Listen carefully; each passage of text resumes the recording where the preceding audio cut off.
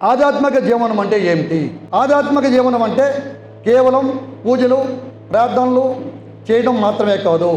అది మనల్ని, మన చుట్టూ ఉన్న ప్రపంచాన్ని, ఈ సృష్టిని లోతుగా అర్థం చేసుకునే ప్రయత్నం, మన నిజ స్వరూపాన్ని తెలుసుకొని ఉన్నతమైన విలువలతో దయ, కరుణ, సత్యం, అహింస వంటి వాటితో జీవించడమే ఆధ్యాత్మిక జీవనం. ఇది భౌతిక సుఖాలకు అతీతంగా అంతర్గత శాంతిని, సంతృప్తిని వెతుక్కునే ఒక ప్రయాణం. మన జీవితానికి ఒక పరమార్థం ఉందని తెలుసుకొని దాని వైపు పయనించడమే ఆధ్యాత్మిక జీవితం. దీని విషయం ఏంది? మనం మామూలుగా జనరల్గా కొంతమందిని భావిస్తూ ఉంటాం. కాషాయ గొడ్డలు వేసుకుంటాను, లేకపోతే రోజు గుడికి పోతుంటాను, లేకపోతే రోజు దండం పెట్టుకుంటాను. ఆ భావాలు కలిగి ఉంటే ఆధ్యాత్మిక జీవనం అని మన అర్థం. మనం జనరల్గా దాని మీద మనం అలా ఫోకస్ మీకు ఉంటుంది.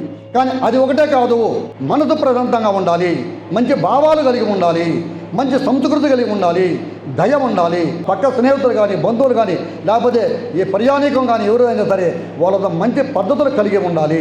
మన ద్వారా ఎవరిని ఎటువంటి పరిస్థితుల్లో ఇబ్బంది పెట్టకూడదు.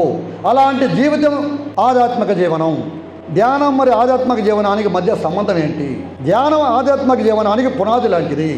ఆధ్యాత్మిక మార్గంలో ముందుకు సాగాలి అంటే మనసు ప్రశాంతంగా నియంత్రణలో ఉండాలి. అలా నియంత్రణలో ఉండాలి అంటే ధ్యానం తప్పనిసరి అవసరం. ధ్యానం ద్వారానే మీ మనసుని మీరు కట్టడి చేసినప్పుడు మాత్రమే ఈ యొక్క ఆధ్యాత్మిక జీవనానికి మీరు సిద్ధపడతారు. లేకపోతే ధ్యానం ద్వారా మనసుని కట్టడి చేయలేకపోతే మీరు ఆధ్యాత్మిక జీవనంలో సుఖంగా అనుభవించలేరు. నేను ఇందాక చెప్పిన విధంగా ఏంటది, దేవుడికి దండం పెడుతూ ఉంటారు, అది ఎక్కడో ఇక్కడ మనసు పనిచేస్తూ ఉంటుంది. అక్కడ ప్రశాంతం ఏముంటుంది?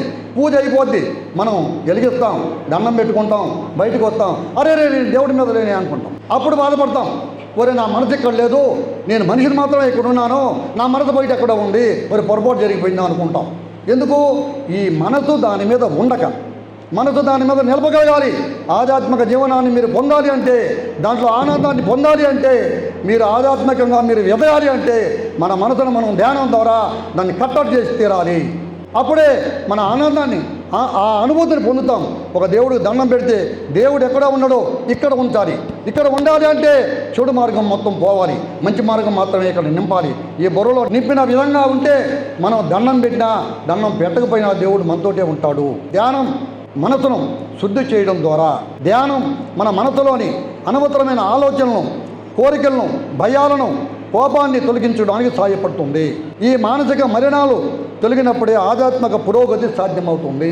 నేను ఇందాక చెప్పిన విషయం ఇదే. ఏంది? మన మనసులో ఉన్న మలినాలన్నీ బయటికి పోతే తప్ప దైవ అనుగ్రహం మనం పొందలేము. మనం దండం పెట్టవచ్చు, మనం రోజు గుడికి పోవచ్చు, మనం ప్రతిరోజు తిరుపతికి పోవచ్చు, వారానికి ఒకసారి ఎక్కడికైనా పోయి రావచ్చు, కానీ ప్రయోజనం శూన్యము.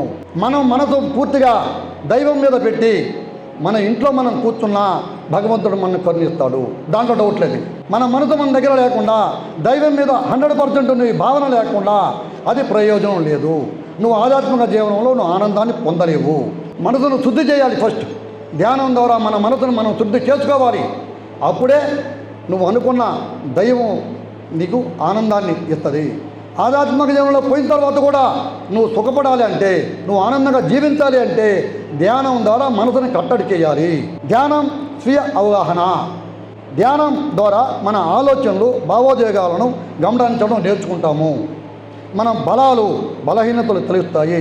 ఈ స్వీయ అవగాహన ఆధ్యాత్మిక ఎదుగుదలకు చాలా ముఖ్యము. ఎందుకంటే ముందు ఏమి జరుగుతుందో మనం స్వయంగా గమనించగలగాలి. మన మనసు ఏమి చేస్తుందో దాని మీద మనకి తెలుసుకోవాలి ఫస్ట్. అదే ధ్యానం ద్వారా మనం ప్రశాంతంగా మనం ప్రయత్నం చేసిన అప్పుడు మనకి ఎక్కడో ఇక్కడ చెడు ఆలోచనలు వచ్చినా కానీ, లేకపోతే ఇంకొక ఆలోచన, బాహ్య ప్రపంచం మన గురించి మనం ఆలోచించకుండా పక్కన వాళ్ళ గురించి ఎక్కువ పక్కన వాళ్ళ గురించి ఆలోచిస్తాం. దానివల్ల ప్రయోజనం ఉండదు. ఎందుకంటే మన గురించి, మన ఇంటి గురించి, లేదంటే భగవంతుడి గురించి ఆలోచిస్తే మనం ప్రయోజనం పొందుతాం.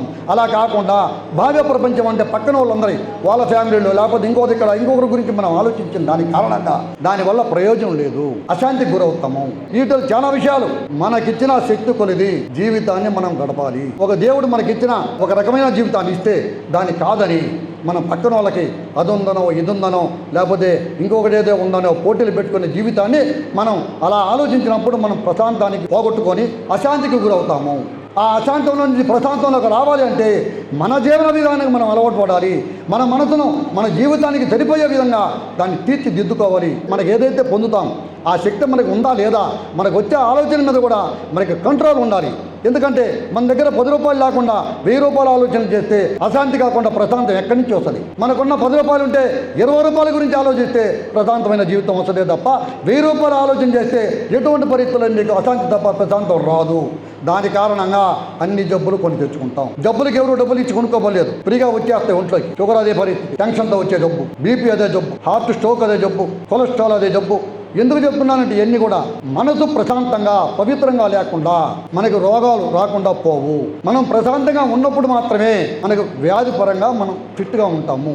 మనకు ఎటువంటి పరిస్థితుల్లో వ్యాధులు రావు. ఏదేమైనా అంటే తినే దగ్గర నుంచి మనం చేసే కార్యక్రమాలు అన్నీ కూడా మన శక్తికి తగిన విధంగా మనం ఆలోచించుకోవాలి. ఆలోచించుకుంటేనే ప్రశాంతంగా బతకగలడు మనిషి. అదొక సంతోషం. అంతరాత్మతో అనుసంధానం. ప్రశాంతమైన మనసుతో ధ్యానం చేసినప్పుడు మన అంతరాత్మతో లేదా దైవ చైతన్యంతో ఒక లోతైన అనుబంధాన్ని మనం అనుభూతిని చెందగలుగుతాం. మనం ముందు చెప్పుకున్నట్టుగా మనం ఈ 2 అంతరాత్మతో అనుసంధానం జరిగినప్పుడు ప్రశాంతమైన జీవితాన్ని మనం అనుభవిస్తాం. ప్రశాంతమైన ఎప్పుడైతే మనం అనుభవిస్తుంటామో ఆ ఆనందం అనేది మన ఒంట్లో వెలవెల మన ముఖంలోనే కనిపిస్తుంది. ఆనందం ఎలా ఉంటుందనేది. అలా కాకుండా మనం ఏదేదో ఆలోచించుకుంటే ఆ దుఃఖాలు పాలవుతున్నాం ఈరోజు చాలామంది. శాంతి మరి సమతుల్యత. ధ్యానం మనకు అంతర్గత శాంతిని సమతుల్యతనిస్తుంది. జీవితంలోని ఒడిదుడుకుల్ని ప్రశాంతంగా ఎదుర్కొనడానికి కావాల్సిన మానసిక స్థైర్యాన్ని అందిస్తుంది. ఈ లక్షణాలు ఆధ్యాత్మిక జీవనానికి అత్యవసరం. చాలా సందర్భాల్లో మనం అశాంతికి గురవుతుంటాం, సమతుల్యత పాటించాం. సమతుల్యత అంటే ఏంటి? ఈ మధ్య 2-3 సందర్భాల్లో నేను ఈ ఆత్మకూరులోనే చూడటం జరిగింది. అది ఏంటంటే ఒక పెళ్లి జరుగుతుంది. వెజిటేరియన్ భోజనం 400 రూపాయలు 500 రూపాయలు పెట్టి భోజనం పెళ్ళిళ్ళలో పెడుతూ ఉన్నాం. ఇది మీ అందరూ కూడా చూస్తున్న విషయం, చేస్తున్న పనే. నేను కూడా చేశాను. ఒక మనిషి ఎన్ని రకాల కూరలు తింటాం? మనం ఎన్ని కూరలు మనం ఆర్డర్ చేస్తున్నాం? 25 కూరలు ఆర్డర్. ఎవరి వల్ల దానివల్ల ప్రయోజనం? ఏమన్నా ప్రయోజనం ఉందా? ఎవరన్నా మీరు ఇంతమంది ఉన్నారు, ఒక్కరు చెప్పండి వాళ్ళు పెట్టిన 25 కూరలు మేము తిన్నాం అని ఒక్కరు చెయ్యొద్దండి చాలు. 25 కూరలు క్యాటరింగ్ ఇస్తున్నారు మీరు. ఈ 25 కూరలు నేను తిన్నానని ఒక్కరు చెయ్యొద్దండి. సింగిల్ పర్సన్ ఎవరైనా ఉన్నారా? ఎవరైనా ఉన్నారా? ఎవరూ లేరు. 6 కూరలు 7 కూరలు పెట్టి 150 రూపాయలతో భోజనం పెడితే ప్రశాంతంగా వచ్చినోడు తింటాడు. తిన్నోడికి కూడా అరుగుదల శుభ్రమైన వ్యాధులు లేకుండా మనిషి బతుకుతాడు. అంటే ఇది ఎందుకు చెప్తున్నాను అంటే ఈ విషయం సమతుల్యత అనే దాని గురించి చెప్తున్నా. సమతుల్యత అనేది ఎక్కడి నుంచి వస్తుంది? ఒకడెవరో డబ్బులు ఉన్నాడు 500 పెట్టి భోజనం పెట్టాడు. డబ్బు లేనివాడు కూడా అప్పు చేసి 500 పెట్టి నేను కూడా నా కూతురికి పెళ్లి చేయాలి, కొడుకు పెళ్లి చేయాలి, అది పక్కింటోని చేసి చేతులు కాల్చుకున్నాడు. అంటే ఇక ప్రశాంతం ఎక్కడి నుంచి వస్తుంది? దాంతో అప్పులు పోలేదు. అంటే నేను ఎందుకు చెప్తున్నా అంటే ఈ విషయాన్ని, సమతుల్యత అంటే అవసరమైన దగ్గరికి భోజనం పెట్టడం. ఏ ఫంక్షన్లకైనా పెట్టండి, మీరు ఏదైనా జరగండి, మనం తినగలిగిన మెను అలాంటి ఎక్కువ మెను పెట్టుకొని 500 రూపాయలు. శక్తి లేని వాళ్ళు కూడా శక్తి ఉండి లెక్క వేరు. తర్వాత శక్తి ఉండాలి కూడా. ఈ సమతుల్యత అనే పాయింట్ మీరు చెప్తున్నా నేను. ఈ సమతుల్యత అనేది ఏంటంటే మన డబ్బులు ఉన్నోడు డబ్బు లేనోడు సమానంగా బతికే పరిస్థితి మన భారతదేశంలో కల్పించుకోవాలి. ఇది సమతుల్యత అంటే. ప్రతి విషయంలో కూడా అది ఎలా వస్తుంది? ఒకవేళ ధనవంతుడు ఉన్నాడు, ధనవంతుడు ఏం చేయాలి? 200 రూపాయలకు భోజనం పెట్టాలి.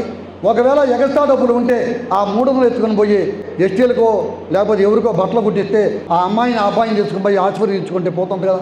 పేదవాడికి ఇస్తే కడుపు నిండదు కదా, లేదా భోజనం పెడితే కడుపు నిండదు కదా. ఇక్కడ వేస్ట్ చేసి 30 రకాల కూరలు చేపించి ఆ 30 కూర వేసి దాన్ని తీసుకుని పోయి డస్ట్బిన్లు వేసే బదులు వాళ్ళ పొట్లో వేస్తే పోద్ది కదా. అప్పుడు సమతుల్యత వస్తుంది, పుణ్యం వస్తుంది చేసుకున్న వాళ్ళకి. ఆ పిల్లలకి మంచి దొరుకుద్ది. పేదలకు ఎప్పుడైతే మనం అన్నం పెడతామో, పేదలను ఎప్పుడైతే మనం రక్షిస్తామో, మనం ఖర్చు పెట్టే ప్రతి రూపాయి దానికి విలువ కట్టాలి. ఒక ఉదాహరణ చెప్తున్నా, నా జీవితంలో జరిగింది ఈ మధ్యకాలంలో. నెల్లూరులో మురళీకృష్ణ దానికి పోతే 250 రూపాయలు భోజనం, మామూలు భోజనం. కోమలా విలాసకి పోతే 110 రూపాయలు. ఇది అందరికీ తెలిసి ఆత్మకూరులో చాలామంది భోజనం చేస్తుంటారు. నేను 250 రూపాయలు ఎందుకు ఖర్చు పెట్టాలా? కోమలా విలాసకి పోతే 110 రూపాయలతో పోద్ది కదా. అంటే 140 రూపాయలు నేను డబ్బులు మిగిలిచ్చినట్టు కదా. కానీ నేను ఏం ఆలోచించాను? ఈ 140 రూపాయలు పేద ప్రజలకు డబ్బులు అన్నం పెట్టాలి అన్న. అంటే అది మిగిలించుకుందాన్ని మన దగ్గర పెట్టుకోకూడదు. ఈడ మనసు క్లియర్గా ఉండాలి. మనం మిగిలిచ్చే డబ్బు, మన నిజ జీవితంలో మనం మిగిలిచ్చే డబ్బులు పేద ప్రజల కోసంగా మనం వినియోగించుకోవాలి. ఆ యొక్క పరిస్థితులను బట్టి మనం వినియోగించుకోవాలి. మనం దుబారా చేసిన డబ్బులు మనమే కాదనుకోవాలి మనం. అప్పుడే మంచి భావనలు వస్తాయి. ఇది ఊరిగా చెప్తున్నాను మీకు. దీన్ని అనుసరిస్తే మనకు చాలా సంతోషం. ఎందుకంటే డబ్బులు మిగిలిచ్చి ఏదో పేదవాళ్ళకి మనం సర్దుబాటు చేయగలిగితే ఇంకెంతకన్నా ఆనందం ఏమి ఉండదు. మీరు కూడా ఆనందం పొందుతారు. ఏ రకంగా ఆనందం పడుతుండేది నేను చెప్తాను. ఇంకో ఇది అయిన తర్వాత చెప్తాను మీకు. అంటే నేను ఆనందపడి ఇంకొకటి, ఈ రెండు కారణం వల్ల ఈ అనుసంధానం ధ్యానం మనకు అంతర్గత శాంతిని, సమతుల్యతనిస్తుంది. జీవితంలోని ఒడిదుడుకుల్ని ప్రశాంతంగా ఎదుర్కోవడానికి కావాల్సిన మానసిక స్థైర్యాన్ని అందిస్తుంది. ఈ లక్షణాలు ఆధ్యాత్మిక జీవనానికి అత్యవసరం అని మనం ముందు అనుకున్నాం. ఇప్పుడు ధ్యానం గురించి, అంతరాత్మ గురించి, ఆధ్యాత్మిక జీవనం గురించి చేస్తే మనకు వచ్చే లాభాలు ఏంటి? మొదటిది, జీవించిన విధానం వల్ల ఒత్తిడి, ఆందోళన తగ్గుతాయి. 2, మానసిక స్వచ్ఛత పెరుగుతుంది. ఇతరుల పట్ల కరుణ, ప్రేమ పెరుగుతాయి. జీవితానికి ఒక అర్థం, పరమార్థం తెలుస్తాయి. భావ్య పరిస్థితులతో సంబంధం లేకుండా ఆంతరికత ఆనందాన్ని, శాంతిని పొందగలం. మనం ఎప్పుడైతే పక్కన వాళ్ళ గురించి ఆలోచించడం మానేస్తామో, మనం పక్కన వాళ్ళ విషయాల గురించి మనం మానేస్తామో, మనము ప్రశాంతమైన జీవితాన్ని ఆనందంగా జీవించగలము.